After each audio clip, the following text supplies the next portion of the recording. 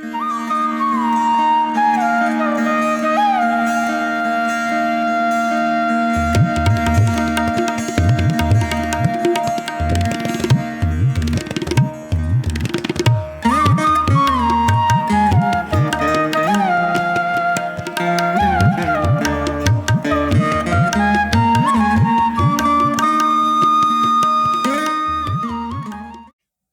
ஸ்ரீ குருபியோ நமஹ. அன்பு நண்பர்களே, அனைவருக்கும் வணக்கம். நண்பர்களே, நாம இதுவரையிலும் திரேகான சக்கரத்துல இருக்கிற பல சூட்சுமங்களை பத்தி தெரிஞ்சுக்கிட்டு வரோம். இன்றைய பதிவுல மனிதனாக பிறந்த ஒவ்வொருவருடைய வாழ்விலும் காமம் என்ற ஒரு அத்தியாவசியமான உணர்வு தொடர்பான நிலைகளையும் அதனால் ஏற்படக்கூடிய சாதக பாதகங்களை பற்றியும் பெரும்பாலான ஜோதிட நூல்களில் எவ்வாறெல்லாம் கூறப்பட்டுள்ளன என்பதை பற்றி தெரிந்து கொள்ளலாம். அதாவது நண்பர்களே, நிறைய பேர் விளையாட்டா அல்லது அசால்ட்டாக எடுத்துக்கொள்ளக்கூடிய விஷயம் காமம். இந்த காமம் என்ற வார்த்தைக்கு ஆசை, விருப்பம், புலன் சார்ந்த இன்பம், காதல் மற்றும் வாழ்க்கையின் பிற இன்பங்களையும் குறிக்கக்கூடிய ஒரு பொதுவான சொல் என்று பலராலும் கூறப்படுகிறது. ஒரு சிலரோ காமம் என்ற சொல் சூழலை பொறுத்து மாறுபட்ட அர்த்தங்களை குறிப்பிடுவது என்றும் கூறுகின்றனர். ஆனால் உண்மையிலேயே காமம் என்ற சொல்லுக்கு மனிதர்களுக்குள்ளே, அதாவது ஆணாக இருந்தாலும் சரி பெண்ணாக இருந்தாலும் சரி, உடல் உறவிற்கு வித்திடுகின்ற ஒரு விதமான உணர்வை தவிர வேறெந்த உணர்வையும் இதற்கு ஒப்பிட முடியாது. உடல் உறவை தவிர மற்ற உணர்வுகளை ஆசை என்றும் காதல் என்றும் கூறலாம். அதாவது ஐம்புலன்களான கேட்டல், தொடுதல், காணுதல், சுவையறிதல், மனம் நுகர்தல் ஆகியவற்றுடன் ஏற்படும் உணர்வுகளோடு தொடர்புடையது என்பதை யாராலும் மறுக்க முடியாது. ஒருவர், சார், நான் அரசியல்ல பெரிய ஆளாகி வாழ்க்கையில் ஒரு தடவையாவது மந்திரியா ஆகணும்னு சொல்றத பதவி மேல இருக்கிற காமம்னு சொல்ல முடியாது. அதை ஆசை என்றும் அதன் மீதுள்ள மோகம்னு சொல்லலாம். சிலருக்கு சொகுசு வாகனங்கள் மீது ஆசை, இன்னும் சிலருக்கு பெரும் பணத்தின் மீது ஆசை, சிலருக்கு உணவின் மீது ஆசை, சிலருக்கு ஆடை ஆபரணங்களின் மீது ஆசை. இவற்றையெல்லாம் காமம் என்று கூற முடியாது. இவற்றிற்கெல்லாம் அப்பாற்பட்டதாகவும் வாழ்க்கைக்கு அத்தியாவசியமாக தேவைப்படும் ஒன்றாகவும் உள்ளது. இதில் அபூர்வமான சில விதிவிலக்குகள் பிரம்மச்சரியம், சந்நியாசம் போன்ற நிலைகளை தாமாக தேர்ந்தெடுத்த ஒரு சில மத குருமார்கள் போன்றவர்களின் வாழ்க்கையில் இருக்கும். காரணம், இந்த காமம் என்பது பல சாம்ராஜ்யங்களை வீழ்த்தியுள்ளது. பல இதிகாச புராணங்கள் இதனை மையமாக வைத்து தோன்றியுள்ளன. இந்த காமம் என்ற ஒன்று இல்லாவிட்டால் உலகில் ஜீவராசிகளே தோன்ற முடியாது. அதனாலேயோ என்னவோ தெய்வப்புலவர் திருவள்ளுவர் தமது திருக்குறளில் முப்பால்களில் காமத்து பாலினை தனி பாலாக அருளியுள்ளார். அதில் ஒவ்வொரு குறளும் காமத்தினை மையமாக வைத்து அதன் பரிமாணங்களை பல்வேறு நிலைகளில், அதாவது ஏற்கனவே கூறியவாறு ஐம்புலன்களான தொடுதல், காணுதல், சுவையறிதல், மனம் நுகர்தல் போன்ற நிலைகளை விளக்கியுள்ளார்.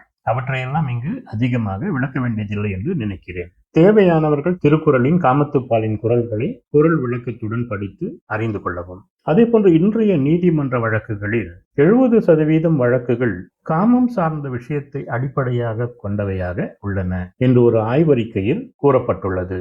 பல விவாகரத்து விஷயங்கள் காமம் தொடர்பான விஷயங்களாலேயே ஏற்படுகின்றன என்பதையும் நீங்கள் அறிவீர்கள். அதாவது பருவ வயதை நெருங்கும் நிலையிலிருந்து வாழ்க்கை முடியும் வரை ஒவ்வொருவருக்கும் தம் எதிர்பாலினரின் மீது வயது வித்தியாசம் பாராமல், இனம், மனம், மொழி, வயது என்று எதையும் பாராமல் ஒரு விதமான ஈர்ப்பு.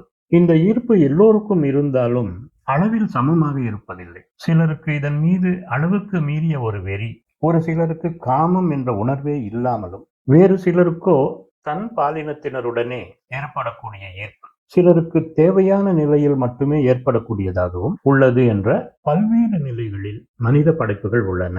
ஆனால் இதில் என்ன ஆச்சரியம் என்றால், இவற்றையெல்லாம் அவர்களாகவே ஏற்படுத்திக் கொள்வதில்லை. அவரவர்களுடைய பிறவி கர்மா என்று சொல்லக்கூடிய அவர்களுடைய ஜனன காலத்திற்கேற்ப அந்த நேரத்தில் அவருடைய லக்னம் மற்றும் கிரகங்கள் பயணித்துக் கொண்டுள்ள நிலைக்கு ஏற்ப காமம் என்று சொல்லக்கூடிய உணர்வின் அளவு சாதகமாகவும் அல்லது பாதகமாகவும் அமையும் என்பதில் மாற்று கருத்துக்களே இல்லை என்று கூறலாம். இது ஆண்களுக்கும் பெண்களுக்கும் பொதுவானது. இதில் முக்கியமான விஷயம் என்னவென்றால், காமத்தினை வெளிப்படுத்துவதில் உள்ள சில முறைகள் சில கட்டுப்பாடுகளுக்கு உட்பட்டவையாகவும், நாடு, மதம், மொழி, வாழும் சூழ்நிலை, பகுத்தறிவு, கலாச்சாரம், நாகரிகம் என்ற பல பரிமாணங்களுக்கு ஏற்ப மாறுபடுபவையாக உள்ளது. ஆனால் இதன் தன்மை மற்றும் அளவுகளின் நிலை மேலே சொன்ன மனிதர்களுக்கு அவர்களுடைய பிறப்பு ஜாதகத்திற்கு ஏற்ப அமையும் என்பதில் ஐயமில்லை. அவர்கள் எந்த நாட்டினரானாலும், என்ன மொழி பேசினாலும், எந்த கலாச்சாரத்தை பின்பற்றினாலும் அவர்களுடைய ஜாதகத்தில் என்ன கொடுப்பினை உள்ளதோ அதை மறுப்பதற்கில்லை. நண்பர்களே, இவற்றையெல்லாம் மனதில் வைத்துக்கொண்டு ஜாதகங்களின் அடிப்படையில் நாம் அறிந்து கொள்ளப் போகும் இந்த காமத்தினை பல்வேறு நிலைகள் அவர்களாக ஏற்படுத்தி கொண்டது அல்ல என்பதை மீண்டும் மீண்டும் வலியுறுத்த விரும்புகிறேன். ஏனெனில் அதனால் ஏற்படக்கூடிய விளைவுகளை பாராட்டவோ அல்லது தூற்றவோ நமக்கு எந்த விதமான உரிமையும் இல்லை. மாறாக அதன் பாதிப்புகளை தவிர்ப்பதற்குண்டான நடவடிக்கைகளை புரிய வைக்கலாம் அல்லது பரிந்துரைக்கலாம். ஜாதகத்தினை பார்த்து நீங்கள் கூறும் பலனே இறுதியானது அல்ல, உங்களுக்கும் தெரியாது அல்லது நீங்கள் பயிலாத பல விதிகளும் விதிவிலக்குகளும் நீங்கள் கூறும் பலன்களை முழுவதுமாக மாற்றியமைக்கக்கூடியதாக இருக்கலாம். எனவே இதனை மிகவும் எச்சரிக்கையுடன் கையாள வேண்டும். நண்பர்களே, காமத்தின் உச்சகட்ட வெளிப்பாடு உடலுறவு தொடர்பாக இருப்பதால் அடிப்படையாக உடலை குறிக்கும் கிரகமான சந்திரனின் பலம் மற்றும் பலவீனம், சுபத்தன்மை மற்றும் அசுபத்தன்மை போன்ற தொடர்புகளை வைத்து அறிந்து கொள்ளலாம். அதே சமயம் சந்திரன் மனோகாரகனாக இருப்பதால் மனதில் ஏற்படக்கூடிய எண்ண அலைகள் சஞ்சலம், சபலம் போன்றவற்றை வெளிப்படுத்துவதாக அமையும். பொதுவாக உலகில் அதிகமானோர் விரும்பும் திரைப்பட பாடல்களில் சந்திரன் என்னும் நிலவு காமத்தின் ஒரு அங்கமான காதல் தொடர்பான உணர்ச்சிகளை கொட்டி பாடும் பாடல்களாக உள்ளன. அமுதை பொழியும் நிலவே, வெண்ணிலவே வெண்ணிலவே, பாடு நிலாவே, நிலா காயுது, கல்யாண தென்னிலா, வான் நிலா, நிலவு ஒரு பெண்ணாகி போன்ற நூற்றுக்கணக்கான பாடல்கள் அனைவருக்கும் கற்பனை உலகில் கொடிகட்டி பறக்க வானூர்திகளாக உள்ளன. மனக்கிளர்ச்சிகளால் மாறுபடக்கூடிய இரத்த ஓட்டத்தை கட்டுப்படுத்துவதும் சந்திரனே. மாற்றங்களை விரும்புபவனும் அதை ஏற்படுத்துபவனும் சந்திரனே. சந்திரனின் காரகத்துவங்களான மனம், எண்ணம், உணர்ச்சிகள், உடலில் உள்ள திரவங்கள், வயிறு, மார்பு, மார்பகங்கள், பெண்களின் மாதவிடாய் சுழற்சி ஆகியவை சந்திரனின் நிலைக்கு ஏற்ப மாற்றங்களை ஏற்படுத்துவதாக உள்ளது. இந்த சந்திரன் மற்ற கிரகங்களுடன் தொடர்பு பெறும்போது பலவிதமான காமத்தின் வெளிப்பாட்டில் பல்வேறு நிலைப்பாடுகளை தருவதாக இருக்கும். அடுத்ததாக சுக்கிரனின் பங்களிப்பு என்று பார்த்தோமேயானால் காமத்தினால் அனுபவிக்கக்கூடிய சந்தோஷத்தின் நிலையினை வெளிப்படுத்தும். அழகும் மகிழ்ச்சியும் இருக்கும் இடங்களில் சுக்கிரனின் ஆதிக்கம் இருக்கும். காமத்தினை வெளிப்படுத்தக்கூடிய உடலில் உள்ள சில திரவங்களை குறிப்பிடும்.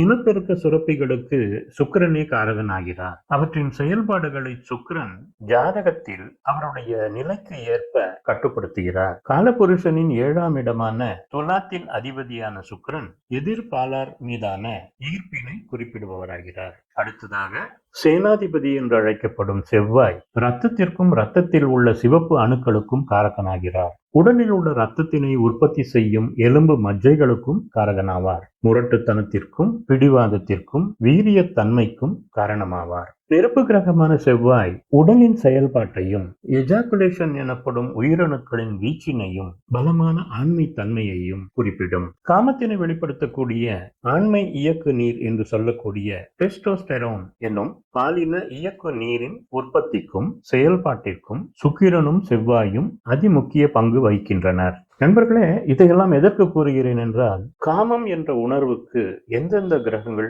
எவ்வாறு செயல்படுகின்றன என்பதை பற்றி ஒரு புரிதலின் அவசியத்திற்காகவே என்பதே முதன்மை குறிக்கோள். காமம் தொடர்பான விஷயங்களில் குருவின் தொடர்பினை பார்க்கும்போது குரு ஆண்களுக்கு ஜீவகாரகன் என்று அழைக்கப்படுகிறார். அதே போன்று பெண்களுக்கு சுக்கிரன் ஜீவகாரகனாகிறார். ஜாதகத்தில் குரு நல்ல நிலைகளிலும் நல்ல தொடர்பிலும் இருக்கும் போது தேவையான நேரத்தில் தேவையான அளவில் காமத்தை வெளிப்படுத்தும் தன்மையை கொடுப்பார். இயற்கைக்கு மாறாக எதையும் செய்ய விட மாட்டார். இவர்களுக்கு மிகவும் இன்பமான தாம்பத்திய ஜீவனமும் வாழ்க்கையும் அமையும்.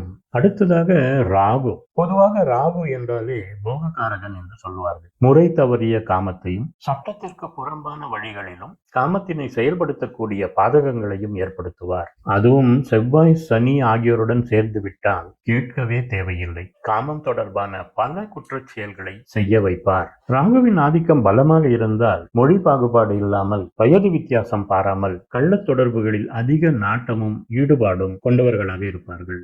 ஒழுக்கம் தவறும், திருமண பந்தத்திற்கு அப்பாற்பட்ட தொடர்புகளுக்காக எதையும் செய்ய துணிவார்கள். அதனால் ஏற்பட போகும் பாதிப்புகளை கவலைப்பட மாட்டார்கள். பொதுவாக கேது காம விஷயங்களில் இருந்து சற்றே விலகி இருப்பார். காமத்தை முழுவதுமாக விலக்காமல் மிக குறைந்த அளவில் செயல்படுத்துபவராக இருப்பார். சட்டத்திற்கு உட்பட்டு நடக்க வைப்பார். சில சமயங்களில் முற்றிலுமாக குறைத்து பிரம்மச்சாரியம் அல்லது சந்நியாச வாழ்க்கையில் தள்ளிவிடுவார். சில சமயங்களில் காம இச்சைகளுக்கு அப்பாற்பட்டு வெறும் நண்பர்களாகவும் செயல்பட வைப்பார். அதிக ஆன்மீகம் மற்றும் மறைபொருள் ஞானம் தொடர்பான விஷயங்களில் நாட்டம் கொண்ட இவர்கள் அதே துறையில் உள்ளவர்கள் மீது மோகம் கொள்கின்றனர். சில சமயங்களில் தானே கடவுள் என்று கூறிக்கொண்டு காதல் சைக்கோ போன்ற நிலைகளுக்கு தள்ளப்படுகின்றனர். ஆனால் நீண்ட காலம் அது நீடிப்பதில்லை. மிக முக்கியமாக பாலின பாகுபாடுகளை தருவதில் கேது, சனி மற்றும் புதன் ஆகிய அலி கிரகங்கள் முக்கிய பங்காற்றுகிறார்கள். காமத்தின் முதல் படிநிலையான காதலை குறிக்கும்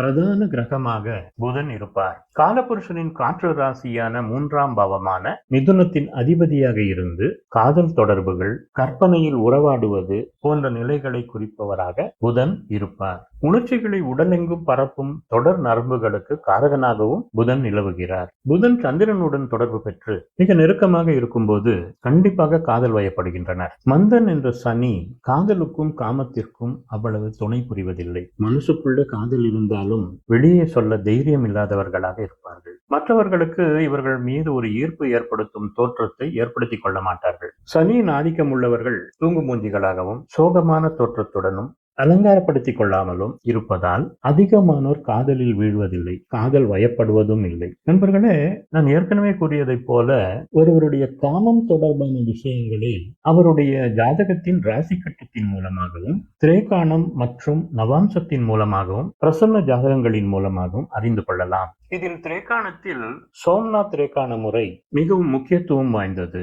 இவற்றை திருமண பொருத்தம் பார்க்கும் சமயங்களிலும், தாம்பத்தியத்தில் ஏதேனும் குறைபாடு அறிய வரும் போதும், குழந்தையின்மை அல்லது குழந்தை பிறப்பு வெகுவாக தாமதமாகும் நிலையிலும், காமம் தொடர்பான முறை தவறிய நடவடிக்கைகள் கண்டறியப்படும் போதும் சிறந்த ஜோதிடர்களால் ஆராயப்பட்டு குறைபாட்டிற்கு ஏற்ப உரிய அறிவுரைகளை பெற்று நடவடிக்கைகளை மேற்கொள்ளலாம். அத்துடன் உரிய மருத்துவர்களையும் நாட வேண்டும். இதில் மிக முக்கியமாக ஜாதக ஆய்வின் மூலம் ஏதேனும் குறைகள் கண்டுபிடிக்கப்பட்டால் அதை மிகவும் பெரிய விஷயமாக ஆக்காமல் பொறுமையாக அதை சரி செய்வதற்குண்டான வழிவகைகளை மேற்கொள்ள வேண்டும். இவை அனைத்தும் அவரவர் பிறப்பிற்கு ஏற்ப அமைந்த கொடுப்பினைகளாகவே கருதப்பட வேண்டும். ஜாதகத்தின் ராசி கட்டத்தில் லக்னத்திற்கு 3ஆம் பாவம் ஜாதகரின் போகம், ஆண்மை அல்லது பெண்மை தன்மை, வீரியம், ஒருவரை ஒருவர் சந்தோஷப்படுத்தும் சக்தி போன்ற காரகத்துவங்களை குறிக்கும்.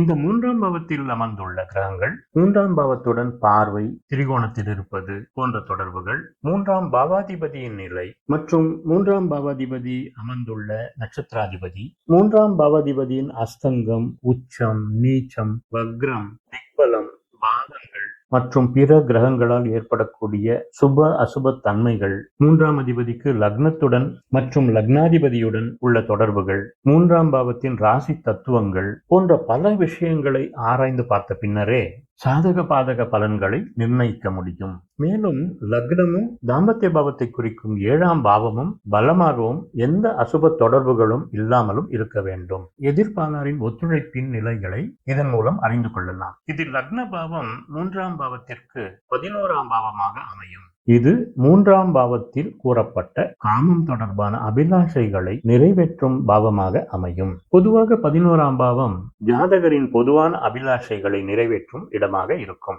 அதே சமயம் 3ஆம் பாவ விஷயங்களுக்கு அதற்கு 11ஆம் இடமான 1ஆம் பாவம் பலமாகவும் சுப தொடர்புகளுடனும் அமைய வேண்டும். நண்பர்களே, இது தொடர்பான பல சூட்சுமங்களையும், கிரக சேர்க்கைகள் எவ்வாறு காமம் தொடர்பான விஷயங்களுக்கு சாதகத்தையோ அல்லது பாதகத்தையோ தருகின்றன, ராசி கட்டத்தை வைத்து சோம்நாத் திரேகாணம் எப்படி அமைப்பது, அதன் மூலம் துல்லியமான நிலைகளை எவ்வாறு அறிந்து கொள்வது என்று உதாரண ஜாதகங்களுடன் அடுத்த பதிவில் விளக்கமாக பார்க்கலாம்.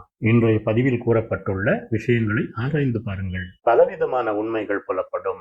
நண்பர்களே, இவ்வளவு நேரம் இதை பார்த்ததற்கு நன்றி. இந்த பதிவு பிடித்திருந்தால் லைக் பட்டனை அழுத்தவும், என்னுடைய இந்த சேனலுக்கு சப்ஸ்கிரைப் செய்யவும். ஜோதிட சூட்சமங்கள் தொடர்பான பதிவுகள் உங்களுக்கு உடனுக்குடன் வந்து சேருவதற்கு ஏதுவாக இருக்கும். இந்த சேனலின் லிங்கினை மற்ற நண்பர்களுக்கும் பகிருங்கள். அனைவருக்கும் உபயோகமாக இருக்கும். அடுத்த வீடியோவில் சந்திக்கலாம். நன்றியும் வணக்கமும். சர்வே ஜனா சுகினோ பவந்து.